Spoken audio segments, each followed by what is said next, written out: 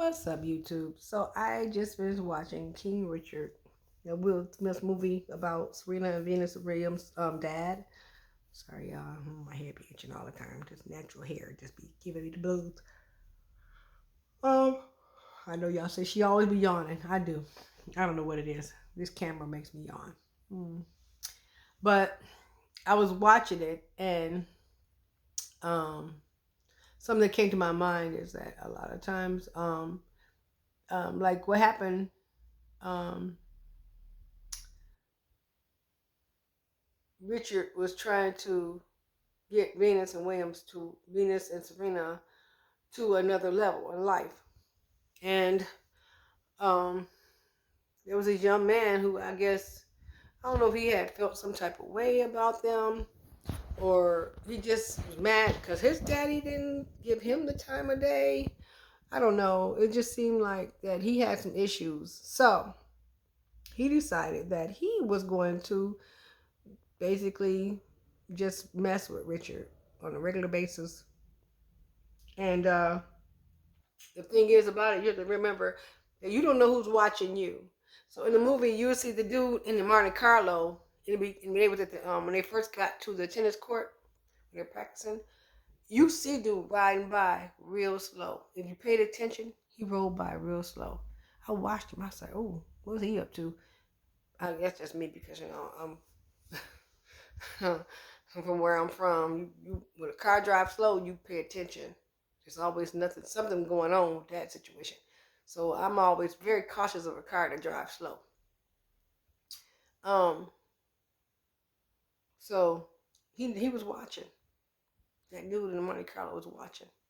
So when Richard went out to the court that one night, and that boy kind of, taunted Richard, and Richard retaliated, and then he beat him up and then pistol whipped him. That dude. See, the problem was that guy who did that to Richard. He probably didn't, and he probably already knew. He knew he had enemies, of course. That's why he got like 5 or 6 people that he run with because he already know he need a crew because he already know somebody gonna get him. So Richard was going to go get him, but fate intervened on him because he didn't want Richard to do that. God didn't want Richard to do that. He said, "No, don't you get involved in that. Don't you get involved in that," because he had other plans. So he didn't need Richard to get involved in that. And so I'm not saying God set that up. I'm just saying fate kicked in because it was better that the other young guy did it than Richard. So the dude rode up in Monte Carlo, and all you heard was did it. That was it. It was no pow pow pow pow. All you heard was did it, and that's all they did was spray him. He was dead on the spot. And the dude's friends, they would have been dead too if they hadn't been standing there with him. Yep, they would have been dead too. They'd have got something just like him.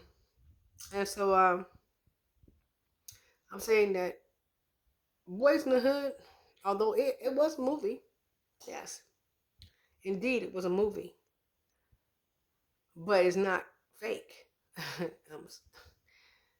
The real thing is that if you smoke somebody, you get smoked. And that's just the reality. You once you do cross that line, you sealed your own fate.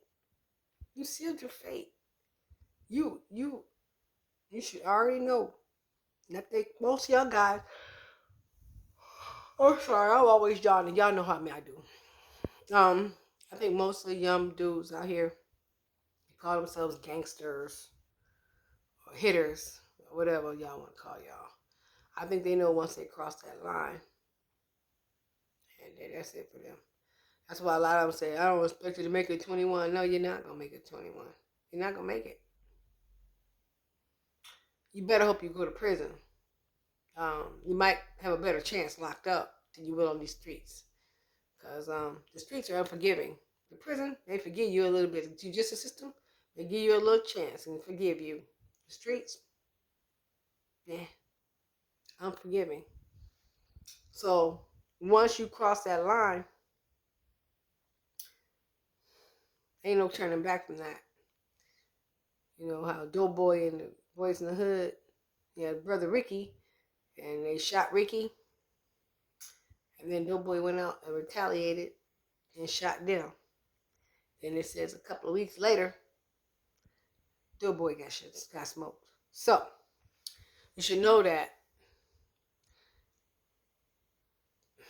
someone's going to come back to get you for the things you've done. It's not going to end just like that. I know there are people who can do stuff to you if you don't do nothing to no one, but you also have to realize that with the crew you hang with could seal your fate regardless. Okay, so I just want, I don't know, I just want these young males to realize that this is there's no turning back from this. Okay. And I know a lot of you don't think you're going to make it to 21, and a lot of you won't make it to 21. But you sealed your own fate.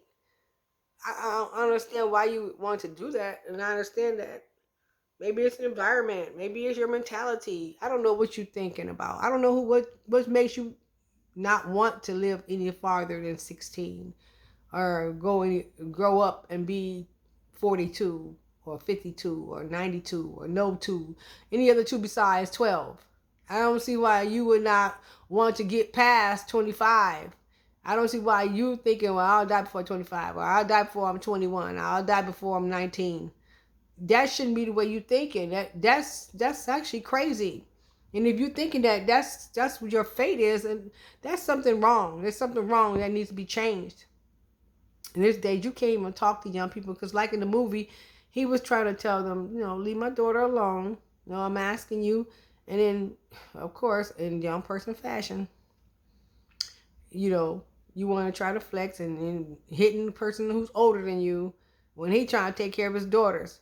And instead of saying, you know what, I'm sorry, for being disrespectful, leave you and your daughters alone. He was like, she's only 16. He was telling him, she's only 16. Leave her alone. Leave her be. And he couldn't even take that. He couldn't take this man telling him, look, leave my daughters alone. Leave them be. He couldn't do that. No, because a lot of you young males out here are disrespectful. You act like you don't have any sense at all. And I know your mother and grandmothers, and some of y'all, I ain't gonna say all of y'all.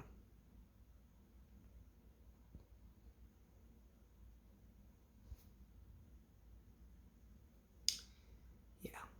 Anywho, I know y'all been raised to be better than that. But then the rest of y'all mamas should have been sterilized. That's hard to say. I'm just saying, she wasn't gonna do her job. She shouldn't have been allowed to make children. And I put no bearing on the children or the young males that's out here that had to deal with have a mother that's not gonna raise you properly, who's not gonna, show you love and give you the tools you need so you can survive in this world. Only thing she gives you is the skill to self-destruct.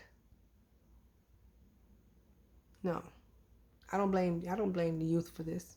I blame the parents. You all are at fault. You're at fault for this. And these young guys in Jacksonville, they was out here 12 and 10 years old shooting and killing each other over some junk on Instagram and wherever else they was at arguing. It's like on Twitter or wherever the heck they was at, arguing back and forth, talking mess to each other, and then out in the street shooting and killing each other. And it don't make sense. It does not make sense. But I don't blame, I know there are people that when they are at a certain age, they should know better. They don't know better. Because you know why? Because their mothers and fathers, mostly the mothers, because I bet you a lot of them are fatherless. They have a father, but their father's not active in their life. And the one boy in the movie, he says, my father taught me how to smoke a joint, how to smoke a blunt, and how to smoke a what do you say? How to smoke a blunt and how to smoke He said something about being a weak dude or something like that. He said smokes. I guess he basically talking about smoking somebody, but he said weak, a weak dude or something like that. Anyway, basically told his father taught him how to smoke blood and how to smoke somebody. I mean, those are some really great life skills, Father. You did a good job. But I wonder how these fathers feel when they teach this to give the children those skills so that they can survive in this world. How you feel when you gotta bury them? I wonder what y'all feel like when y'all bury y'all children. I know things can happen, and something can happen to anyone's child. But how do you feel when it's your fault? How does it feel when it's your fault they're gone? Your fault. Children like young kids like Trayvon Martin, he was a young kid and he was shot. But his parents didn't raise him. He wasn't out here doing anything wrong. He was just doing what he do, Yeah, they said, oh, he smoked marijuana. That don't mean he was a bad kid. His kids play sports. He was an athlete. So when dude came up on him, he gonna do like any normal person does and gonna fight for your life. I'm not gonna let you pull a gun on me. Hell no. I'm gonna fight.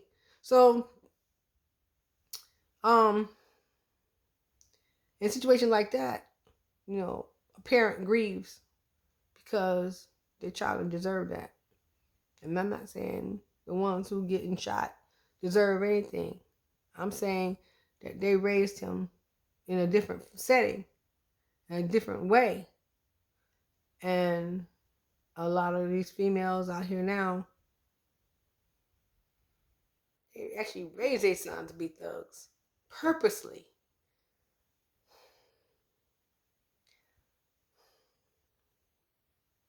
You raise your son, so that he can learn how to sell drugs, so that he can be a thug out here in the street. And I guess that makes him proud. Yeah, my son, everybody's scared of him. That's not a trophy. Because your son is not going to live long. If he does live, he's going to prison for a long time. Should you be bragging about that? That's not something to be bragging about. That's not something to be bragging about. Because when you have to put him in a basket, in a casket somewhere, you're going to be looking crazy. My son, somebody killed my child. Girl, how many people did your child kill? Just realize that chickens always come home to roost, and they're going to come back. You stepped into the matrix, and you're going to have to pay the price. Once you cross the bridge, ain't no going back from that. Because you can't bring life back. I want y'all to think about y'all life, young people. I know you be feeling like my life is over. I don't have a lot. I can't, this and that. My word, it's worthless. I'm worthless, blah, blah, blah. But you're not. You're not worthless. I was a mother at 13, and it's not easy. It's not easy maneuvering in this world as a young black female, and then you have a kid. It's not easy, but I knew my fate was not to be sitting in the projects on welfare. I knew that was not my fate. And I wasn't going to let it be my fate for me or my children. And I ain't faulting nobody. Because sometimes you got to be where you are. But that don't mean you got to stay there. If you choose to stay there, that's you. That's not somebody else. Oh, I can't get out of here. Oh, yes, you can.